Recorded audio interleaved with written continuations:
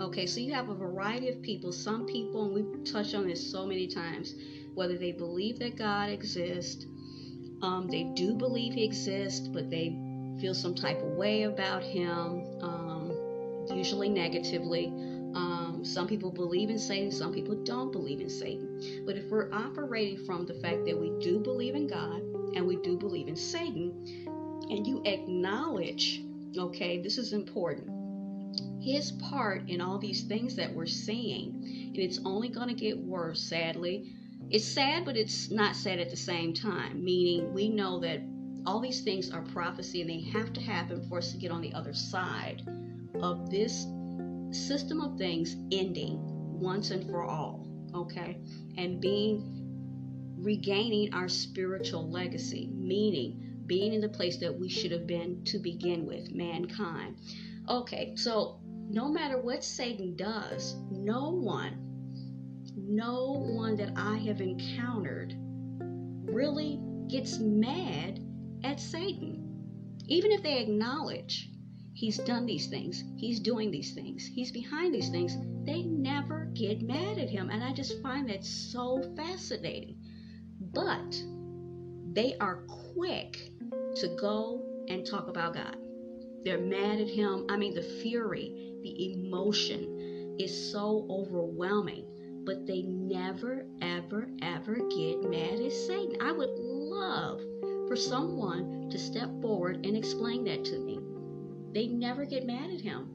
They never hold him accountable other than them just stating, oh, look what he's doing. But I'm mad at God, and it's all God's fault. Well, how? Okay, so my point is, if you're going to be mad at God, so furious, why aren't you equally, okay, I'm not going to take that away from you. You're mad at God. You're furious. But why aren't you equally furious with Satan? Okay, so then the young man made a comment about faith and freedom. More so faith and religion. And basically being under servitude, and you don't have free thought, and you're just, like I said, under like a dictatorship or a tyrant. I said faith and freedom never go hand in hand. Okay, he said faith and freedom never go hand in hand. They require following, servitude, and loyalty. Okay, and freedom is surrender.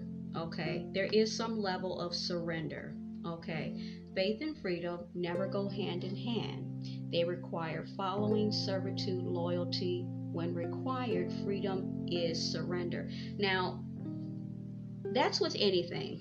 So let's go back to our point of view as imperfect human beings. I'm going to use my brother, my youngest brother, as an example. Okay, when he was alive, and I moved out.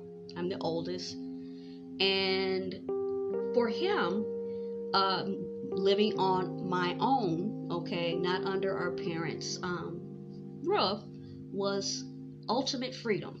Okay, and in his mind, what I found out, once I had moved out, got my own place, I had another job, and I had kind of in that area or that space of finding my way, like all people, all children. Okay, I wasn't talking to him because I was getting settled.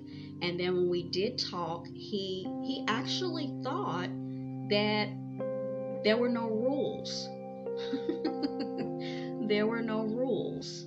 And he just seemed so excited and wide-eyed. And I had to tell him, I said, okay, I'm not living under our parents' roof, but there are rules. Okay, if you live in someone's apartment building, there are rules. I mean, he actually thought there were no rules.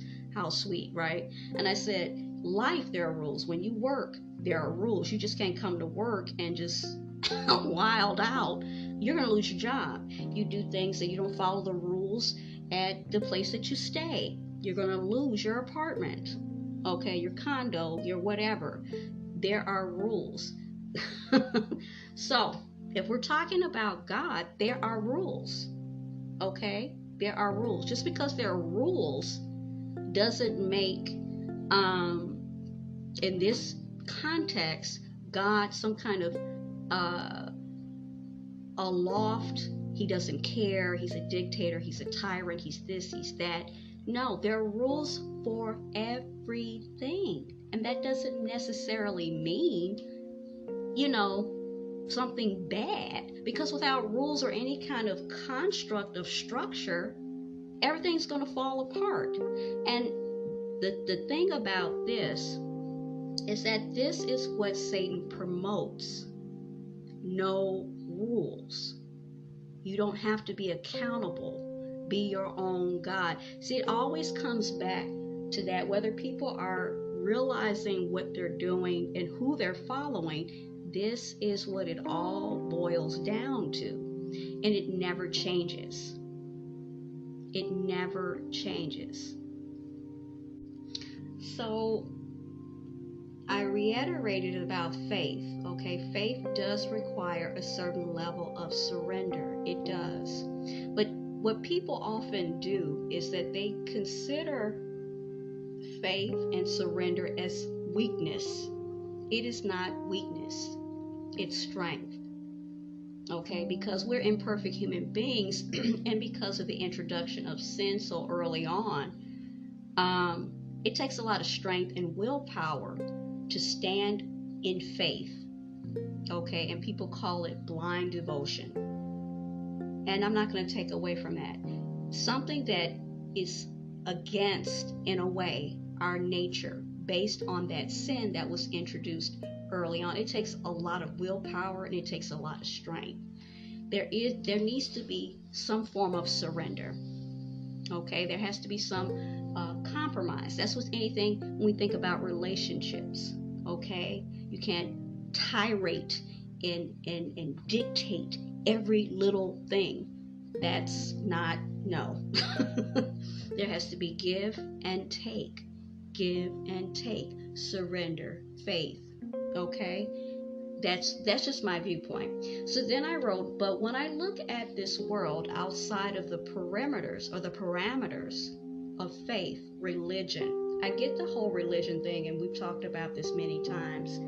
Religion, as organized religion, has been very, very, very, very, very compromised. I think we will all agree. For those who are still going to church, those who are not going to church, and they're just, they're still fortifying their relationship with our Heavenly Father. However you do it, okay? We all, I think, may disagree, and that's fine. Agree to disagree, that religion, especially Christianity, has been tainted. Very strongly tainted.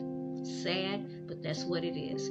So everybody will agree with the saying, when God comes back, he's going to start with his own house, the church.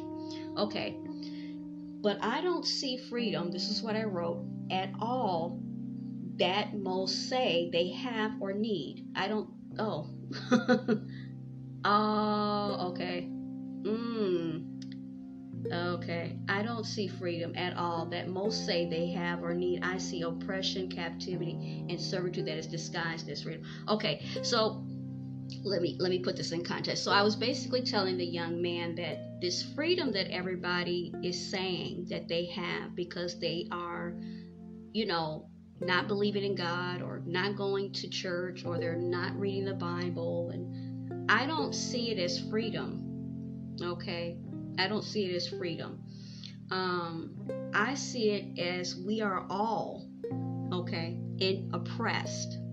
And there is a deep oppression, deception, and captivity and servitude that is actually disguised as this freedom. This is the shtick, as you say, that Satan is pushing. Okay, you don't follow God, you don't follow all these rules, you just do what you want to do, and it's this, that, and the third, and you're going to be free. But when you look around, just take a moment and look around. Look at everything that's happening. Do you guys see freedom?